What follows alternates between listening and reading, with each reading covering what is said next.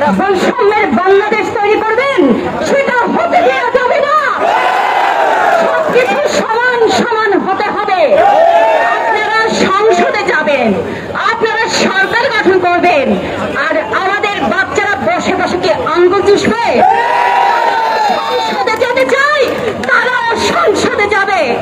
এবং এই যে কোটা আন্দোলনের মতো সংখ্যালঘুদের উপর যে নির্যাতন হচ্ছে, হামলা হচ্ছে, মামলা হচ্ছে, বাড়িঘর লুট হচ্ছে, এটার জন্য আমরা কোটা আন্দোলনের যে ভয়াবহ আরেকটা আন্দোলন সৃষ্টি করব।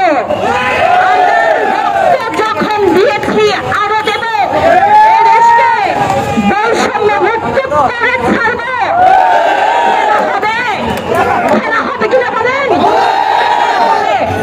আমরা বৌদ্ধ হিসেবে এখানে আসি। আমি চাই না আমার কোন হিন্দু ভাই বোনের বুকের তাজা রক্ত ঝরুক। আমি চাই না আমার সন্তানের রক্ত ঝরুক।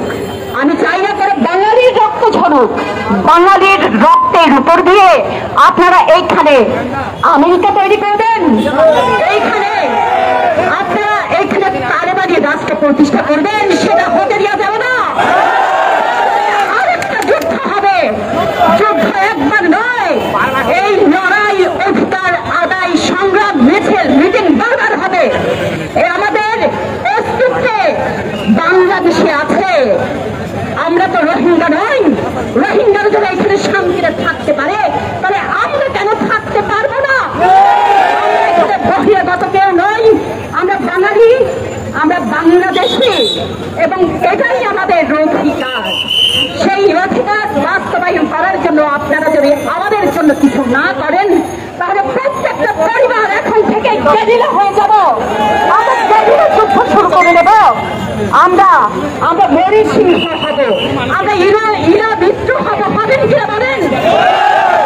এখন থেকে যার যেটা আছে আপনারা আপনাদের পাশে রাখবেন। দা রাখবেন, বাতি রাখবেন, ছুরি রাখবেন, লাঠি রাখবেন। মরণের আগে কখনো মরবেন না, কখনো ভয় করবেন না। আমরা আমাদের অধিকার আদায়ের জন্য প্রয়োজনে রক্ত দেব। এই দেশকে আমরা হায়নাদের হতে দেব না। এখানে বৌদ্ধরা থাকবে, হিন্দু ভাইয়া থাকবে, খ্রিস্টান থাকবে, মুসলমান থাকবে, সর্বোপরি বাঙালি থাকবে। এবং এই বাঙালিকে শান্তিতে রাখার দায়িত্ব আপনাদের। মুক্তিযুদ্ধে বিশাল একটা অংশ আমাদের পূর্বপুরুষদের অবদান ছিল। সেই অবদানকে আপনারা ভুলে যাবেন না। যদি আপনারা ভুলে যান, আমাদের পিঠের দেয়ালে থেকে যাবে। এবং আমরা যে যেখান থেকে পারি আপনাদেরকে এখন থেকে প্রতিহত করে ছাড়ব। প্রিয় ভাই বোন এবং প্রিয় সাথীরা, এখন থেকে আপনারা তৈরি হয়ে যান আপনাদের যার যার অবস্থান থেকে। তুমি কে, আমি কে? তুমি কে, আমি কে?